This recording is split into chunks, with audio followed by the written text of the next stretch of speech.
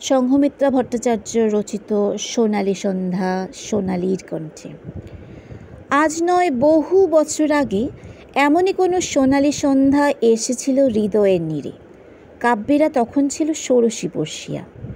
উচ্ছল যৌবনের ইশারায় কেটে যেত দ্বিধাহীন সময়। জীবনের আঁকাবাঁকা ঘোর লাগা রাস্তায় পথ খুঁজে চলেছি আমি এখনও। বেদনার নিঃশ্বাস মিশে যায় কোনো দূর বাতাসের বুনো পাতার গন্ধের সাথে। জোনাকিরা মিটমিট করে যেন কিছু বলতে চায়। ভাষার বাইরেও কত অশ্রুত ভাষা বিস্ময় জাগায়। তবুও দেহ চায়, দেহের বন্য মাদকতা। হয়তো দেখা হবে কথা ছিল কার্তিকের হিমেল রাতে। তাই অদম্য কৌতূহলে কেটে যায় মায়াবী সময়, আর মুহূর্তের দীর্ঘশ্বাস মিশে যায় রাত্রির নিস্তব্ধতায়, যেখানে কোনো তন্দ্রাহীন আর্তকণ্ঠ জেগে থাকে রাতির অন্ধকারে।